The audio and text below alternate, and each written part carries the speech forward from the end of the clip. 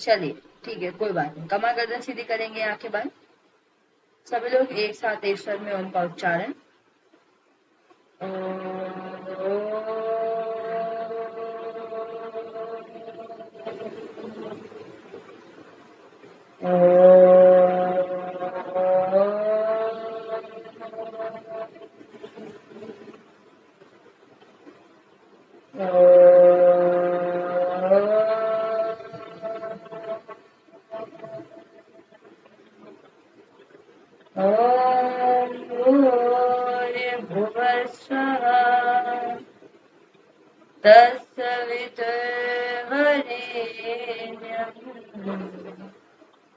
भर्गो देवस्य धीमहि धियो यो नः प्रचोदयात्।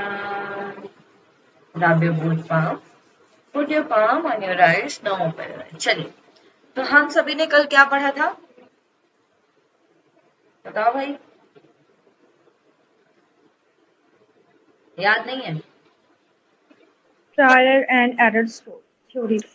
ट्रायल एंड थ्योरी पढ़ाई थी। अच्छा, प्रोग्रेसिव एजुकेशन किन्होंने दिया है? प्रोग्रेसिव एजुकेशन थ्योरी किसने दी है भाई, या प्रोग्रेसिव मेथड, बताइए। John Dewey. वेरी गुड, ठीक है, जॉन डेवी ने दिया है प्रोग्रेसिव मेथड। जॉन डेवी ने दिया है प्रोग्रेसिव। ओके, ठीक है, जॉन डेवी ने प्रोग्रेसिव मेथड के बारे में बताया। क्या होता है प्रोग्रेसिव मेथड? मैम वो बाल केंद्रित रहता है, मतलब उसमें मतलब लर्न बाय डूइंग रहता है, मतलब करके सीखने के बारे में बताते हैं वो। हाँ, जॉन डेवी। और उसमें रहता है वो, उसमें मतलब ऐसा रहता है कि मतलब विषय को पढ़कर सीखते हैं, मतलब बच्चे शिक्षक के गाइडेंस में कार्य करते हैं, मतलब बच्चा खुद उसमें मतलब खुद करता है, क्रिएट मतलब करता है। इन्वॉल्व जो स्टूडेंट होता है, वो सेल्फ इन्वॉल्व होता है क्लास में और वो सीखता है। स्टूडेंट जो है वो साथ में लर्न करते हैं, राइट। और जो टीचर स्टूडेंट साथ में सीखते हैं। और मतलब कि जो चीजें वो कर रहे हैं उनसे ही चीजों को एक्सपीरियंस करके वो चीजें सीखते हैं। और हैंड ऑन अप्रोच, ठीक है, हैंड ऑन अप्रोच। चलिए मुझे बताइए सलोनी, वियोगोत्स्की की कंस्ट्रक्टिव थ्योरी क्या है? सॉरी मैम, वियोगोत्स्की की कंस्ट्रक्टिव थ्योरी।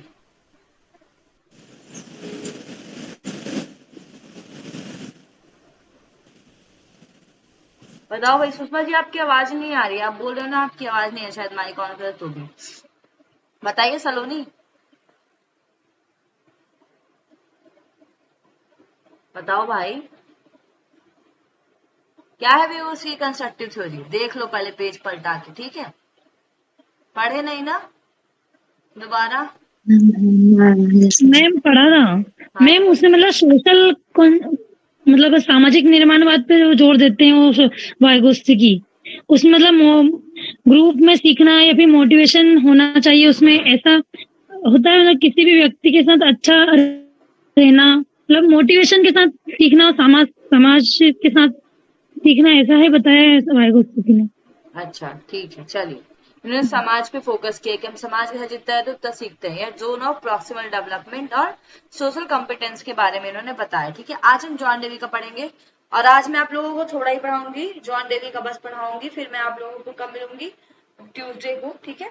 तो क्योंकि आज मुझे थोड़ा थकान भी महसूस हो रही है, मेरा सर दर्द भी बहुत है, तो मैं आप लोगों को पढ़ाऊंगी बाकी कल, ठीक है? मतलब परसों नेक्स्ट। तो हम स्क्रीन प्रेजेंट करेंगे, एक सेकेंड रुकिए।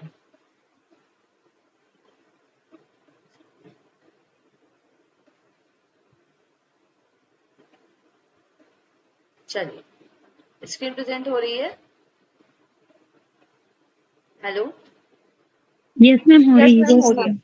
ठीक है, चलिए। तो जो डेल्स कोन ऑफ एक्सपीरियंस है, जिसे हम आज पढ़ने जा रहे हैं, ये एक मॉडल है that incorporates several theories related to instructional design and learning process. इनमें बहुत सारी थ्योरी मिली हुई है कि हम कैसे चीजों को डिजाइन करते हैं और कैसे लर्निंग प्रोसेस करते हैं।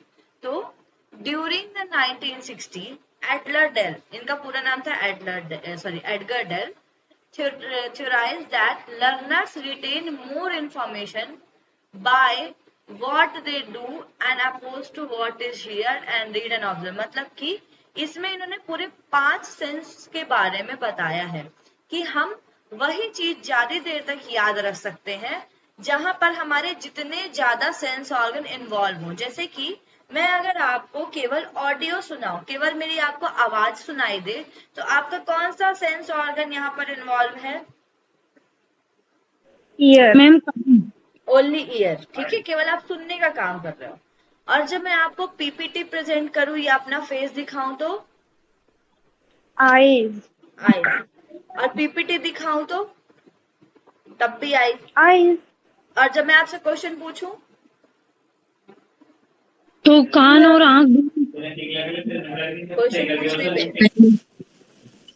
ईयर हाँ इन्वॉल्व हो रहे हैं बिकॉज ईयर बोलोगे किससे?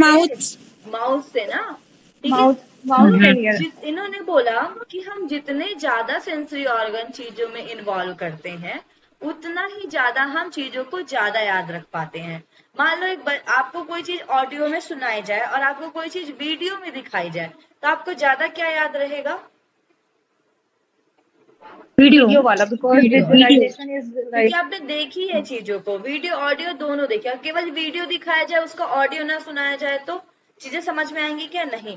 मान लो मैं यहाँ बोल रही हूँ तो आप बोलते हो ना मैम माइक म्यूट है, मैं केवल अपना माउथ ऐसे ऐसे करूँ और आपको डायग्राम दिखा, नहीं समझ में आएगा। तो हम जितना ज्यादा अपने सेंसरी ऑर्गन इन्वॉल्व करते हैं उतने ज्यादा लंबे समय हम चीजों को याद रख पाते हैं, ठीक है। तो learner retain more information by what they do as opposed to what is here and read and observe। जितना वो करते तो है, उसके बाद भी 5 जो सेंस ऑर्गन है ये सारे अगर एक साथ मिल जाते तो उनका परफॉर्मेंस ज्यादा बढ़ जाता है। His research led to the development of the cone of experience। इनको हम cone of experience इसलिए बोलते हैं क्योंकि इन्होंने एक कॉनिकल शेप में बताया है।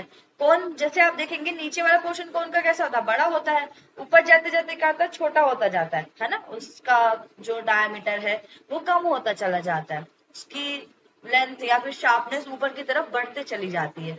तो जब ऊपर की तरफ जाता है तो सकरा हो जाता है, तो उसको परसेंटेज के रूप में बताया। इसलिए चूंकि इन्होंने इस सारी चीज को कोन के रूप में बताया है, इसलिए इसको हम डेल्स कोन ऑफ एक्सपीरियंस बोलते हैं। Today this learning is known as experimental learning. इसकी हम एक्सपेरिमेंटल लर्निंग भी बोलते हैं। अब देखिए कैसे इन्होंने बताया। इन्होंने सबसे पहले 10% बताया, ठीक है, कि जब बच्चा किसी चीज को पढ़ रहा है, मान लो आप केवल बुक पढ़ते हो, ठीक है, या रीड करते हो, ठीक है, तो वो आपको 10% ही रिटेन रहती है आपके दिमाग में। लेकिन जब आप किसी चीज को सुनते हो, जैसे आप मान लो आप लाइब्रेरी की और आप बुक पढ़े, ठीक है, तो आप केवल रीड कर रहे हो, लेकिन मैंने आपको उसी बुक को पढ़ के समझाया, तो आप क्या कर रहे हो? हियर कर रहे हो। तो 20% वॉट वी हियर आपको रिटेन होता है। 30% वॉट वी सी, अगर मैं आपको बोलने के साथ वीडियो दिखाऊं, ठीक है, तो आप 30% केवल, अगर आपको बोलू ना केवल वीडियो दिखाऊं, तो आप 30% चीजों को ऑब्जर्व या रिटेन कर सकते हो। वैसे ही 50% of we see and hear, जब आप देखते भी हो और सुनते भी हो, जो कि आप अभी कर रहे हो, आप पीपीटी भी देख रहे हो, मेरी वॉइस भी सुन रहे हो, मुझे भी देख रहे हो, है ना, मेरे एक्सप्रेशन देख पा रहे हो, तो 50% of what we see and hear, तो वो चीजें हमें ज्यादा याद रहती है। Watching movie, looking at an exhibit, watching a demonstration, seeing it done by a location, ठीक है। तो जितनी भी चीजें आती हैं वो 50% आपकी आती हैं। फिर आता है participating in a discussion giving a, मतलब कि हम 70% ऑफ व्हाट वी से, हमने चीजों को देख लिया, सुन लिया, ऑब्जर्व कर लिया। अब जब हम चीजों को दोहराते हैं, जैसे मैं आपसे क्वेश्चन पूछती हूँ तो आप लोग मुझे बोलते हो, तो आप बोलते हो तो आपको चीजें वो चीज याद रहेगी। मान लो आपने कभी कोई आंसर गलत किया है और उसका आंसर मैंने बोला नहीं भाई ये गलत है, तो आपको वो क्वेश्चन हमेशा याद रहेगा। एग्जाम टाइम तक आपको वो चीजें याद रहेंगी कि मैंने एक क्वेश्चन गलत किया था, तो इसको अब मैं एग्जाम में गलत नहीं करूंगी। तो participating in a discussion, giving a talk, ठीक है, हम किसी भी डिस्कशन में पार्टिसिपेट करते हैं या कोई टॉक देते हैं तभी आता है। फिर आता है 90% हम कैसे सीखते हैं?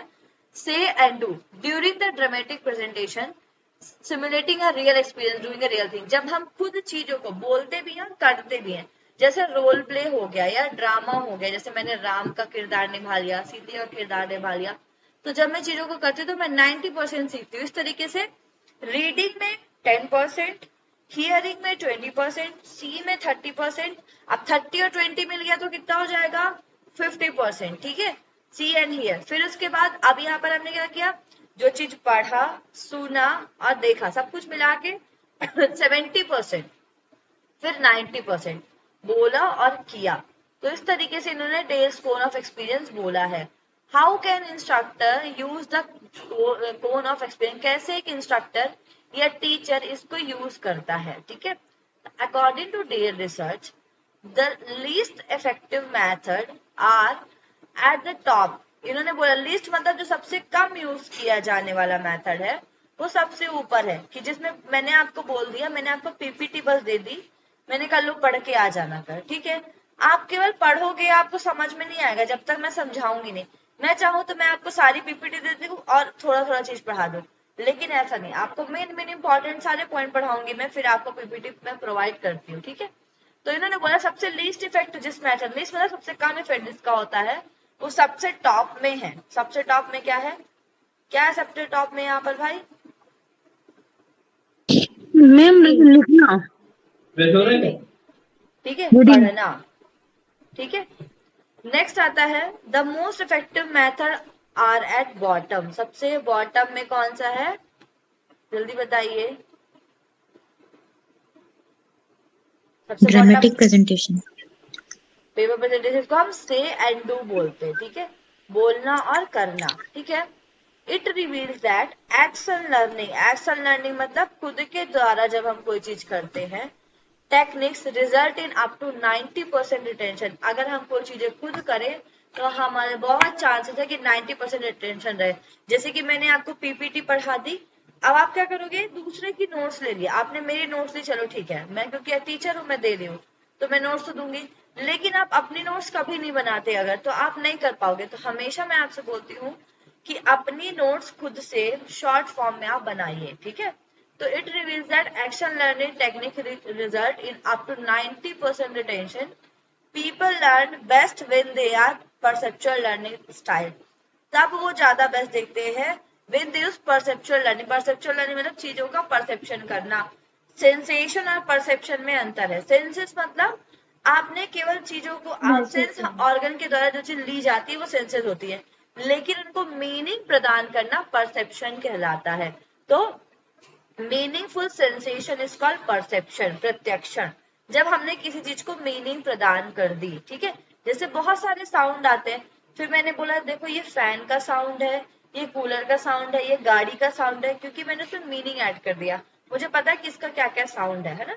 तो इस तरीके से जब हम टेस्ट करते हैं, मेरी आंख बंद कर दी जाए, मुझे कुछ चीज खिलाया जाए, अब पूछे जाए भाई बताओ किस चीज का टेस्ट, तो मैं बोलूंगी अच्छा ये इडली का टेस्ट है, ये डोसा का टेस्ट है, ये रसगुल्ले का टेस्ट है। इस तरीके से जब हम अपनी चीजों में परसेप्चुअल लर्निंग जोड़ लेते हैं तो हम और चीजों को अच्छे तरीके से समझ पाते हैं। Perceptual learning style are sensory based. मैंने आपको बताया the more sensory channel possible to, जितना हम अपने सेंसरी चैनल को इन्वॉल्व करेंगे उतना अच्छा हम पढ़ सकते हैं। मैंने बताया अपना जितना ईयर यूज करो, आईज यूज करो, माउथ यूज करो। आप लोग मैक्सिमम लोग क्या करते हैं, केवल आईज और ईयर यूज कर रहे हैं, अपने माउथ को ही नहीं यूज कर रहा है, इसीलिए आप कहीं ना कहीं रह जाते हैं चीजों से, ठीक है। जब माउथ यूज करेंगे तो कम्युनिकेशन आपका अच्छा होगा, ठीक है। अब हम इसको थोड़ा सा हिंदी में देख लेते हैं। देखिए समझ में आया, इतना पहले इंग्लिश में बता दो फिर हिंदी में बताऊंगी, समझ आ गया मैम। ठीक है। चलिए अब हम पढ़ते हैं Dale cone of experience. Dale का अनुभव त्रिकोण एक ऐसा मॉडल है, अनुभव त्रिकोण मतलब कोण, ठीक है, जिसमें शिक्षण योजना और अधिगम प्रक्रिया से संबंधित अनेक सिद्धांतों को सम्मिलित किया गया, मतलब टीचिंग प्लानिंग और आपकी लर्निंग प्रोसेस को इसमें सम्मिलित किया गया। 1960 में ये दिया गया था। इसमें विभिन्न शिक्षण विधियों का तुलनात्मक अध्ययन है। इसके अनुसार शब्दों को पढ़ना सबसे कम प्रभावी विधि। मैंने बोला कि जब आप केवल पढ़ते हो, मैंने आपको बुक दे दी, बहुत लोग बोर हो जाते हैं पढ़ने में, बुक देखते, किसी किसी को पढ़ना पसंद है, ऐसी बात नहीं कि नहीं पढ़ते, जिनको माइंड मैपिंग बनाना पसंद है कि देख के ही चीजों की माइंड मैपिंग मजा उनके लिए अच्छा है, लेकिन कुछ कुछ लोग बोर हो जाते हैं, बुक पढ़ते मन नहीं करता। तो उन्होंने बताया कि सबसे लेस इफेक्टिव विधि कौन सी, शब्दों को पढ़ना। इसको त्रिकोण के शीर्ष पर दर्शाया गया है। आपको क्वेश्चन पूछ सकता है कि टोन में सबसे ऊपर किस चीज को बताया गया है, ठीक है। तो इसमें रीडिंग है, सबसे ऊपर रीडिंग है, तो याद रखना सबसे ऊपर सबसे कम चीज जो लीस्ट इफेक्टिव है, और सबसे नीचे वो चीज जो ज्यादा इफेक्टिव है, ठीक है। जैसे हम त्रिकोण के नीचे की ओर जाते हैं, छात्र का शिक्षण अनुभव और धारणा शक्ति और स्मृति अधिक होती जाती है। जैसे जैसे आप ऊपर से नीचे की ओर आएंगे उतना उसका रिटेंशन पावर, धारणा शक्ति, मेमोरी ये सब बढ़ता चला जाएगा। इसे करके सीखने मतलब से एंड डू, अनुभवात्मक अधिगम मतलब कि एक्सपीरियंस के द्वारा, या फिर एक्शन लर्निंग क्रियात्मक अधिगम के रूप में भी जाना जाता है। तो इसके अलग अलग नाम है, से एंड डू, ठीक है, experience learning and action learning इसे बोला जाता है, ठीक है। शिक्षण अधिगम प्रक्रिया में जितने संवेदक अंग सम्मिलित होंगे, संवेदक अंग मतलब आपके सेंसरी ऑर्गन, उतना ही व्यक्ति चीजों को ग्रहण कर पाएगा। इससे शिक्षण सहायक सामग्री में चयन करने में सहायता मिलती है। इससे व्यक्ति समझ पाएगा कि क्या चीज उसके लिए सही है, क्या सही नहीं है, ठीक है। देखो इसमें वही बना गया है, सामान्यतः एक व्यक्ति कितना याद रख पाता है। तो इसमें लिखा है जो वे पढ़ते हैं उसका 10% याद रखते हैं। आपको मैं 4 पेज दूं और बोलूं आप पढ़ के लाओ, तो आप उस 4 पेज में केवल 10% चीजें याद रख पाओगे, ठीक है। तो शब्द पढ़ना ये हो गया। दूसरा, जब वो सुनते हैं तो व्याख्यान को सुनना, जो मैं आपको बोल रही हूँ, तो इसमें बोला गया कि परिभाषित करना, वर्णन करना, सूचीबद्ध करना या व्याख्या करना, इसी तरह, ठीक है। अधिगम का परिणाम क्या होता है कि हम चीजों को डेफिनेशन बता तो पाते हैं, उसको डिफाइन कर पाते हैं कि चीजें है क्या, या उसका एक्सप्लेनेशन कर पाते हैं, बट हम उसको दिखा नहीं सकते। जैसे मैं आप लोग को एग्जाम्पल देती हूँ ना, जब आप सुनते हैं लेकिन आप अपने एग्जाम्पल नहीं बना पाते, अपना ही आप जो मुझे सुनना वही बोल देते हैं आप, ठीक है। तो दूसरा हो गया सुनते हैं। तीसरा हो गया जो आप देखते हो उसका 30%, मतलब स्थिर चित्र देखना।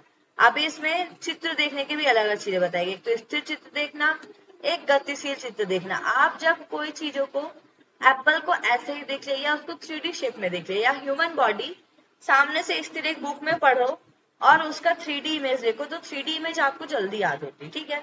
इसको देखने से क्या करते हैं, हम चीजों का प्रेजेंटेशन कर पाते हैं, उसका अभ्यास कर सकते हैं। वह नेक्स्ट बताया गया जो वे सुनते और देखते हैं, मतलब उसका 50% उनको याद रहता है। जो हम देखें तो जो भी चीजें हमें प्रदर्शित की गई या जो भी विधि हमें दिखाई गई, ठीक है। तो इस तरीके से सुनना और देखने का 50%, 70% जो वो कहते हैं और लिखते हैं, ठीक है। तो कहना मतलब से, और लिखना, तो ये कार्यशाला में सहभागिता, पात्र अभिनय, ये सारा इसमें आता है। फिर आता है जो वे करते हैं। जब हम चीजों को करके देखते हैं तो हम वास्तविक अनुभव कर पाते हैं चीजों का, डायरेक्ट नॉलेज में आती हैं चीजें, समझ में आया।